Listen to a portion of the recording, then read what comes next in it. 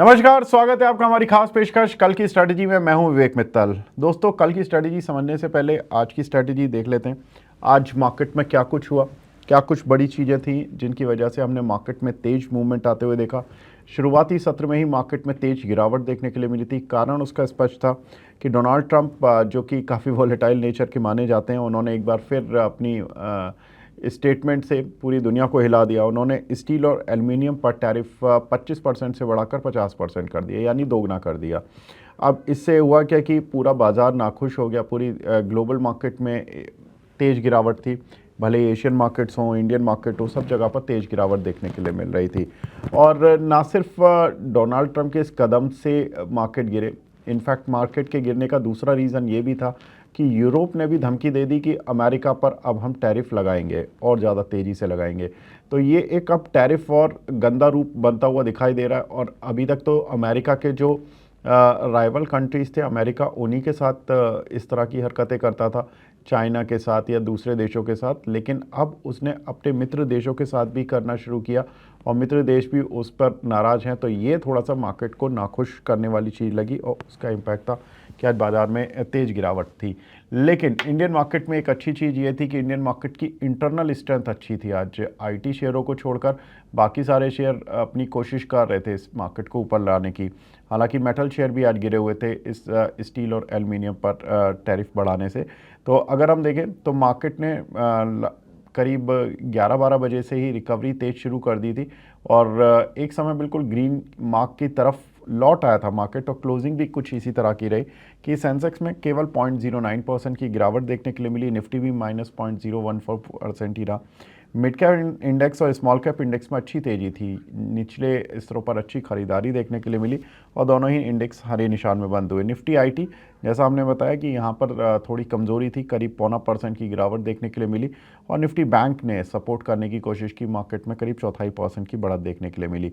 Nifty के चढ़ने वाले शेयर्स में महिंद्रा एंड महिंद्रा, जहाँ पर कि करीब 0.25% का उछाल देखने के लिए मिला, क्योंकि कंपनी के जो मई सेल्स का डेटा है काफ़ी शानदार देखने के लिए मिला। अदानी पोर्ट्स, जहाँ पर कि बॉन्ड जो डॉलर बॉन्ड बाइंग है उसको लेकर बोर्ड की बैठक हुई थी शनिवार को, जिसमें कि फैसला लिया गया कि अगले 6 क्वार्टर्स में करीब $1 बिलियन के बॉन्ड्स खरीदे जाएंगे।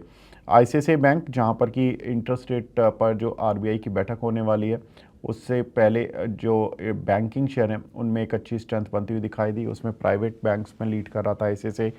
सरकारी बैंकों में एसबीआई, पीएनबी, यूनियन बैंक, इन सभी में अच्छी तेज़ी आती हुई दिखाई दी। इटर्नल यानी कि जोमेटो, इसमें भी अच्छी तेज़ी थी, करीब 1.25% की।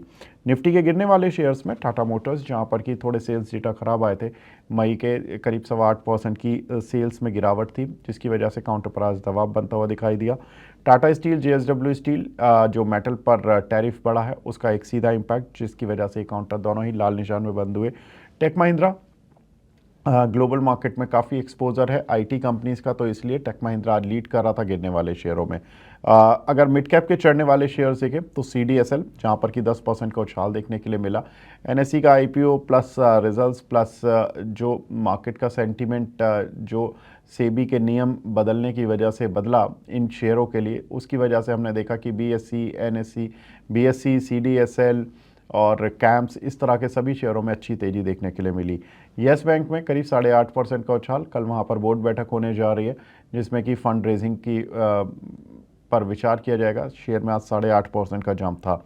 इंडियन बैंक, यूनियन बैंक का, आज सारे ही सरकारी बैंकों में, फ्राइडे को भी हमने देखा था कि मूव था और आज भी सरकारी बैंकों में मूव देखने के लिए मिला। कारण सिंपल है कि इंटरेस्ट रेट कट पर जो डिसीजन आएगा उसका सबसे ज़्यादा फ़ायदा जो होता है वो सरकारी बैंक्स को होता है। वो इसलिए क्योंकि जो उनकी ट्रेजरी इनकम होती है बॉन्ड यील्ड की वजह से, वहाँ पे सबसे ज़्यादा फ़ायदा देती है, जिसकी वजह से सभी सरकारी बैंक्स के शेयरों में अच्छी तेज़ी आती हुई दिखाई दी। मिड कैप के गिरने वाले शेयर्स में अगर देखें तो आइनॉक्स विंड, जहाँ पर कि अच्छे नतीजे आने के बाद थोड़ी सी प्रॉफिट बुकिंग आती हुई दिखाई दी। नायका में भी गिरावट थी, करीब 4.5% की। मजगांव डॉक, बीडीएल, जब से इनके ख़राब नतीजे आए तब से काउंटर लगातार पिटाई झेल रहे हैं। तो पिछले हफ्ते से ही इनकी पिटाई शुरू हो गई थी और अब आज भी पिटाई का क्रम जारी रहा। 52 वीक हाई लगाने वाले शेयर्स में एस्ट्राजेनेका, जहाँ पर कि अच्छा जंप देखने के लिए मिला, ओवर 17%। वही रिलायंस पावर पिछले वीक की तेज़ी को इस वीक भी कंटिन्यू कर रहा था और यहाँ पर लगातार अच्छी तेज़ी बनी हुई है। कारण वही है कि एक तो इसको भूटान से कुछ ऑर्डर मिले थे। हालांकि ये पिछले महीने की चीज़ें हैं, लेकिन सारा कुछ कैरी ऑन इम्पैक्ट इस काउंटर पर हमें बार बार देखने के लिए मिल रहा है। और दूसरा, प्रमोटर्स और नॉन प्रमोटर कैटेगरी में करीब 50 करोड़ रुपए का इन्फ्यूज़न हुआ था 33 रुपये के पर शेयर के भाव पर, जिसकी वजह से काउंटर ने करीब 40 रुपये से अच्छी तेज़ी दिखाई थी और अभी तक लगातार चलता जा रहा है। एलटी फूड्स, जहां पर कि अच्छे मानसून और साथ ही जो पड़ोसी मुल्क हैं उनके वहाँ पर प्रोडक्शन कट होने की वजह से चावल की कीमतों में अच्छी स्ट्रेंथ आने का फ़ायदा, और या एक्सपोर्ट फ्रंट पे कह सकते हैं कि कंपनी के लिए बेहतर मौके हैं, जिसकी वजह से काउंटर अच्छी तेज़ी दिखा रहा है। बाजार की स्ट्रेटजी कल कैसी रहनी चाहिए, कल के लिए क्या कुछ करना चाहिए निफ्टी बैंक निफ्टी में, तो अंशुल जैन जो लक्ष्मी श्री इन्वेस्टमेंट के हेड ऑफ रिसर्च हैं उनसे बात हुई। उन्होंने कहा कि निफ्टी को लॉन्ग करके चले। 24,730 के ऊपर अगर आप निफ्टी को बाय कर चलते हैं तो 24,850 तक का टारगेट रख सकते हैं, और केवल आपको 50 पॉइंट का एक स्टॉप लॉस रखना है। साथ ही बैंक निफ्टी पर उन्होंने कहा कि 56,100 के ऊपर अगर बैंक निफ्टी रहती है तो इसको 400 पॉइंट प्लस के लिए, यानी 56,500 के टारगेट के लिए आप इसको प्लस कर सकते हैं, लेकिन आपको इसमें स्टॉप लॉस भी 400 पॉइंट का रखना होगा, करीब 55,700 का। तो बैंक निफ्टी में तो रिस्क रिवॉर्ड उतना फेवरेबल नहीं है जितना कि उनको निफ्टी में लग रहा है। तो निफ्टी और बैंक निफ्टी में आप चूज़ कर लें। बाकी जो खबरें हैं उनका हमने एनालिसिस या आपको रीज़न बताया कि मार्केट में आज क्यों तेज़ी थी, कौन से शेयर्स में तेज़ी थी। तो फिलहाल इस अपडेट को यहीं पे समाप्त करते हैं। नमस्कार।